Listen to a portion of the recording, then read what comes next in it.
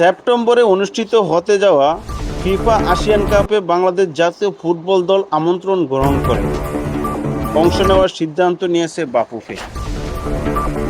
মোট 14টি দল অংশগ্রহণ করবে ফিফা এশিয়ান কাপে। দুটি ভাগে ভাগ করা হয়েছে। এক হচ্ছে প্রিমিয়ার ডিভিশন 8টি দল এবং চ্যালেঞ্জ ডিভিশন। বাংলাদেশ রয়েছে প্রিমিয়ার ডিভিশনে, আর সেখানে স্বাগতিক দল ইন্দোনেশিয়ার এ গ্রুপে বাংলাদেশ দল। মূলত ভারত তাদের নাম সরিয়ে নেওয়ার কারণে বাংলাদেশের সামনে এই সুযোগটা আসে। এ গ্রুপে 4টা, বি গ্রুপে 4টা দল, মোট 8টা দল নিয়ে প্রিমিয়ার ডিভিশন। এই দুই গ্রুপের গ্রুপ চ্যাম্পিয়ন ফাইনালে মুখোমুখি হবে। বাংলাদেশ এ গ্রুপে শক্তিশালী ইন্দোনেশিয়া, মালয়েশিয়া, সিঙ্গাপুর।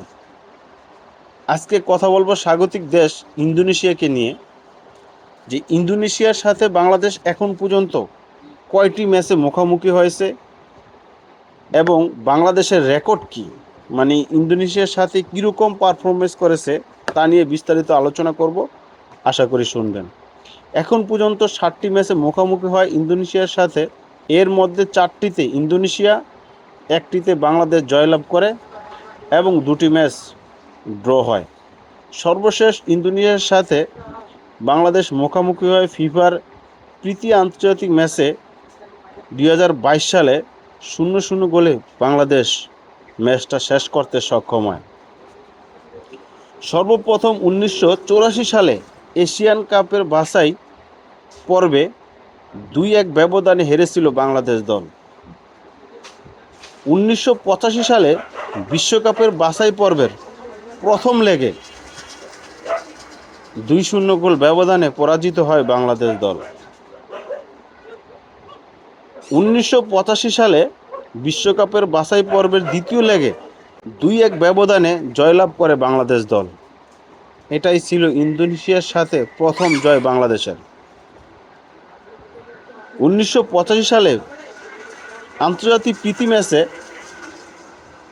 1-1 গোলে ড্র করতে সক্ষম হয় বাংলাদেশ দল। 2007 সালে মারদেকা কাপ 1-0-তে জয়লাভ করে ইন্দোনেশিয়া। 2008 সালে